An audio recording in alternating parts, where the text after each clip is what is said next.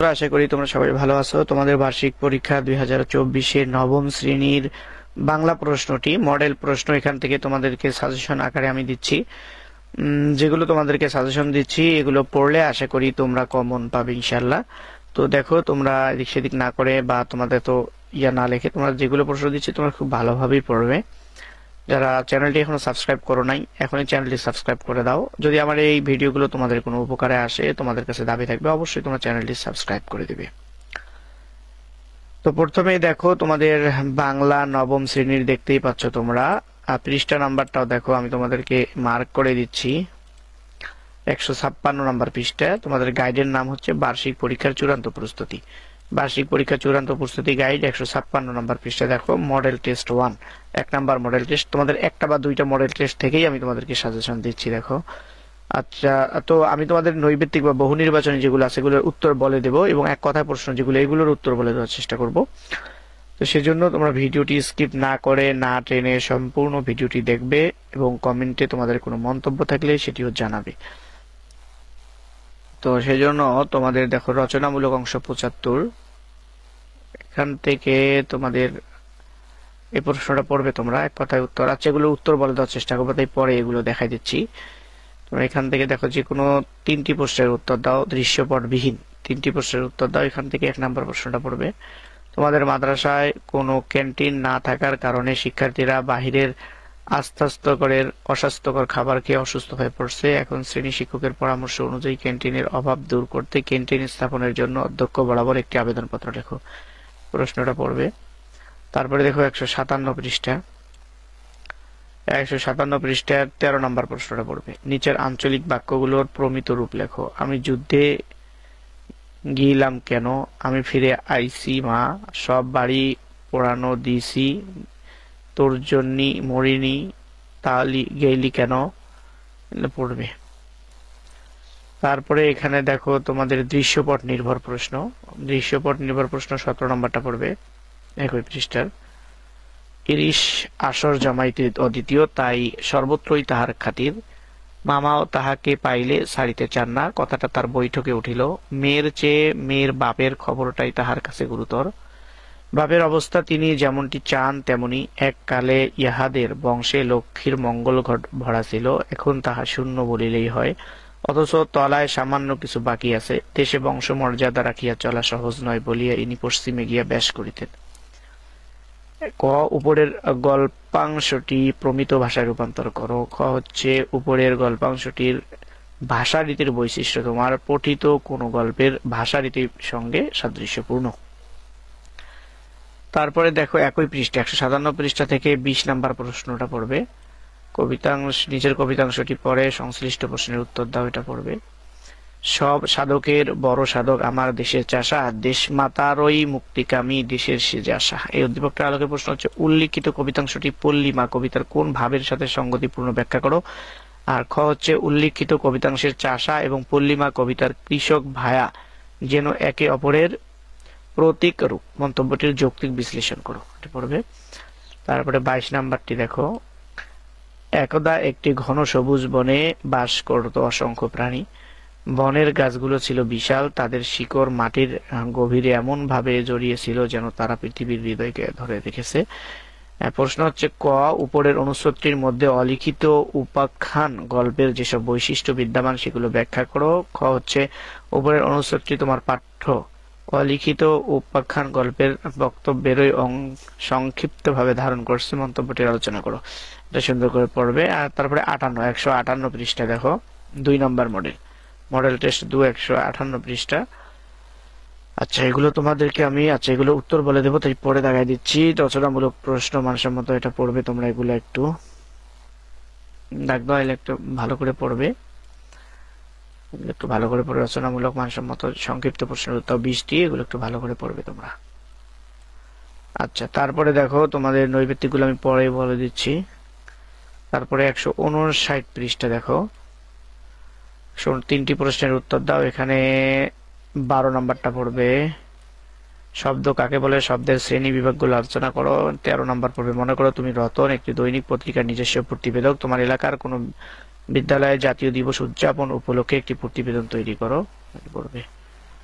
তারপরে তোমার 18 নম্বরটা দেখো। 18 নম্বরটা, রফিক সাহেব একজন ধনী ব্যবসায়ী। তিনি তার সমস্ত সম্পত্তি গ্রামের স্কুল নির্মাণে দান করেছেন, যার মাধ্যমে বহু গরিব। এই উদ্দীপকের আলোকে তোমাদের প্রশ্ন হচ্ছে ক, অনুচ্ছেদের রফিক সাহেবের সাথে কিশলয়ের জন্ম মৃত্যু গল্পের কার সাদৃশ্য রয়েছে? ক হচ্ছে, অনুচ্ছেদ ও কিশলয়ের জন্ম মৃত্যু রচনার জীবনের কোন কোন দিকের প্রতিফলন ঘটেছে ব্যাখ্যা করো। তারপরে 19 নম্বর প্রশ্নটা পড়বো। অনুচ্ছেদটি পরে নিচের প্রশ্নগুলোর উত্তর। মক্কা অভিমুখে যাত্রা শুরু করে, ফলে ক্রমাগত যাত্রার উপরে থাকা আমি বেশি সময় জেগে থাকতে পারলাম না। উদ্দীপকের আলোকে উপরের গদ্যাংশের সাথে জাদুঘর ভ্রমণ রচনার কোন দিক থেকে মিল রয়েছে আলোচনা করো। উপরের গদ্যাংশ এবং জাদুঘর ভ্রমণ উভয়ই বিবরণমূলক রচনার, কথাটির যৌক্তিক মূল্যায়ন করো। তারপর এখান থেকে 22 নম্বর প্রশ্নটা দেখো। সভ্যতার প্রথম সোপান হলো চিন্তা এবং মেধার বিকাশ। এটার আলোকে প্রশ্ন হচ্ছে, উপরের অনুচ্ছেদটির চেতনা আমাদের বাস্তব জীবনে প্রতিফলিত করার প্রয়োজনীয়তা আছে কি? যুক্তি সহকারে ব্যাখ্যা করো। আর খ হচ্ছে, সভ্যতার প্রথম সোপানই হলো চিন্তা। উপরের অনুচ্ছেদ ও সভ্যতার সংকট প্রবন্ধের আলোকে বর্ণনা করো। তো শিক্ষার্থী বন্ধুরা, তোমাদের দৃশ্যপট বিহীন এবং দৃশ্যপট নির্ভর প্রশ্নগুলো দাগায় দিলাম। তো এবার যেহেতু আমি তোমাদেরকে নৈবেত্তিক উত্তর সহ বলে দিতে চাইছি বহুমুখীগুলো, সেহেতু আমি তোমাদেরকে উত্তর সহ দেখো বলে দিচ্ছি। তো প্রথমে দেখো, তোমাদের বাংলা 1 নাম্বার যেটি, সাধু রীতির পদ প্রমিত রীতিতে দীর্ঘতর হয় নিচের কোন শব্দ শ্রেণীর ক্ষেত্রে? আচ্ছা, আমি উত্তরগুলো তোমাদেরকে বলে দেই, উত্তরগুলো একটু খেয়াল করবে। এটা হলো অনুসর্গ। 2, আগুনের পরশমণি গল্পটি কোন প্রেক্ষাপটে লেখা? আগুনের পরশমণি গল্পটি কোন প্রেক্ষাপটে লেখা? এটা উত্তর হচ্ছে মুক্তিযুদ্ধ। ছেলে দেবী হলে দাসী, ছেলে দেবী হলে দাসী, এই উক্তিটি কি প্রকাশ হয়েছে? হতাশা। নিচের উদ্দীপকটি পড়ে 4 ও 5 নং প্রশ্নের উত্তর দাও। রাজীব গ্রীষ্মের ছুটিতে গ্রামের বাড়িতে এসেছে, আজ শহরে ফিরে যাবে সে। শেষ মুহূর্তে সে পল্লী প্রকৃত ছেড়ে যেতে চায় না, পল্লী প্রকৃতির সাথে সে মিশে যেতে চায়। উদ্দীপকের সাথে পল্লী মা কবিতার কার মনোভাবের সাদৃশ্য লক্ষ্য করা যায়? কবির। তাহলে 5 নাম্বার, পল্লী মা কবিতার মতো উদ্দীপকে রয়েছে বিচ্ছেদ বেদনা, পল্লী প্রেম, পল্লীর সাথে একত্রতা। নিচের কোনটি সঠিক? ক, খ, গ, ঘ। 1 এবং 2। কিশলয়ের জন্ম মৃত্যু গল্পে সমস্ত পার্কে কিসের আগুন লেগেছে? 6 নাম্বার, এটার উত্তর হচ্ছে তোমাদের গ, রঙের। তারপরে 7 নাম্বার দেখো, আমি কোনো আগন্তুক নই কবিতায় কোথাকার ফুল সাক্ষী? জমিনের। 8 নাম্বার, প্রমিত রীতিতে শব্দ ব্যবহার কার উপর নির্ভরশীল? 8 নাম্বার, এটা হলো খ, আলোচ্য বিষয়ের। সবুজ মাঠের পরে আমাদের গ্রাম বাক্যটিতে বিশেষণ পদ কোনটি? মাঠের আমাদের সবুজ পড়ে, এটা হচ্ছে তোমাদের সবুজ। 10, কান্ডারি হুঁশিয়ার কবিতাটি কোন কাব্যগ্রন্থ থেকে নেওয়া? অগ্নিবীণা, ভাঙ্গার গান, বিষের বাসি, সর্বহারা। 10 নম্বরের সঠিক উত্তর হচ্ছে ঘ, সর্বহারা। তারপরে স্মৃতিস্তম্ভ কবিতায় কিসের মিনার ভেঙেছে? পাথরের মিনার, স্মৃতির মিনার, ইটের মিনার, আলোর মিনার। 11 নম্বরের সঠিক উত্তরটি হচ্ছে তোমাদের গ, ইটের মিনার। তারপরে দেখো তোমাদের 12 নম্বর, অলিখিত উপাখ্যান গল্পে কালু বাওয়ালি কে? 12 নম্বর, সঠিক উত্তরটি হচ্ছে তোমাদের শিকারী। জন্মভূমি কবিতায় কবি কাদেরকে পাষাণ্ড বর্বর বলেছেন? সজাত্য বোধিনদের। ক, খ, গ, ঘ কোনটা সঠিক? নিচে 13 নম্বরের সঠিক উত্তর হচ্ছে তোমাদের খ, 1 এবং 3। 1 এবং 3। পল্লীমা কবিতার কখন পল্লীমায়ের বুক ছিঁড়ে কোথায় যাচ্ছে? শহর পথে, প্রবাস পথে, যুদ্ধ পথে, লড়াই পথে। 14 নম্বর, সঠিক উত্তরটি হলো প্রবাস পথে। যে বিশেষ্য দিয়ে কোনো কাজের নাম বোঝায় তাকে কি বলে? বস্তু বিশেষ্য, সমষ্টি বিশেষ্য, গুণ বিশেষ্য, ক্রিয়া বিশেষ্য। সঠিক উত্তরটি হচ্ছে ঘ, ক্রিয়া বিশেষ্য। তারপরে এক কথায় উত্তর দাও। আমি কোনো আগন্তুক নই কবিতায় কবি নিজেকে কার চিরচেনা স্বজন বলেছেন? এগুলোর আমি তোমাদেরকে উত্তর বলে দেওয়ার চেষ্টা করতেছি, তোমরা দেখো। প্রথমটা হচ্ছে তোমাদের, আমি চিরচেনা আগন্তুক নই কবিতায় কবি কি যে নিজেকে কার চিরচেনা স্বজন বলেছেন? উত্তর হচ্ছে কদম আলী। 17, উপেন কত বছর পর নিজ গ্রামে প্রবেশ করে? উপেন কত বছর পর নিজ গ্রামে প্রবেশ করে? 15-16 বছর পর, 15 বা 16 বছর, 15-16 বছর পর। তারপর 18 হচ্ছে ভাষা আন্দোলনের শ্রেষ্ঠতম বিজয় স্তম্ভ কোনটি? বাংলাদেশের সংবিধান। 18 হলো বাংলাদেশের সংবিধান। 19 সাধু ও চলিত ভাষার মিশ্রণকে কি বলে? গুরুচণ্ডালী। উত্তর হচ্ছে গুরুচণ্ডালী। অলিখিত উপাখ্যান গল্পে হরিণের দল কেন ছুটে পালায়? কুঠারের শব্দে। উত্তর হলো কুঠারের শব্দে।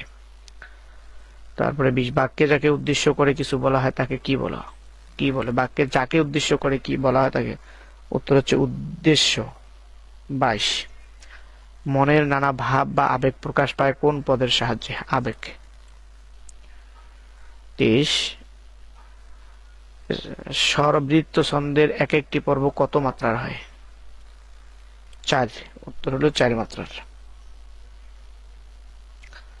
উত্তর হচ্ছে 4 মাত্রার। 24 আমি কোনো আগন্তুক নই কবিতা অকাল বার্ধক্যকে নত কে? কদমালী। উত্তর হচ্ছে কদমালী। পল্লিমা কবিতায় উল্লিখিত কোন ধানে মাঠ ছেয়েছে? সবুজ ধানে। উত্তর হচ্ছে সবুজ ধানে। তো শিক্ষার্থী বন্ধুরা, তোমাদেরকে আমি এক কথায় উত্তরগুলো সব বলে দিতে পেরেছি এবং কিছু বহু নির্বাচনীয় দিলাম। সংক্ষিপ্ত প্রশ্নগুলো যে আগে দাগায় দিয়েছি, আবারও 10টি, তো এখানে এগুলো তোমরা এই 10টায় তোমরা ভালো করে পড়বে। আশা করি সব মিলেই তোমাদের শতভাগ কমন থাকবে ইনশাল্লাহ। এখানে যে 10টা আছে এই 10টার উত্তরই তোমরা খুব ভালোভাবে পড়বে, একটাও বাদ দিবে না। আশা করি এই 10টা যদি ভালো করে পড়ো এই 10টায় তোমাদের কমন থাকবে ইনশাল্লাহ। তোমরা এগুলো দেখে নাও এবং ভালো করে পড়বে। যারা চ্যানেলটি এখনো সাবস্ক্রাইব করোনি চ্যানেলটি সাবস্ক্রাইব করে ভিডিওটিতে একটি লাইক দিয়ে দিবে।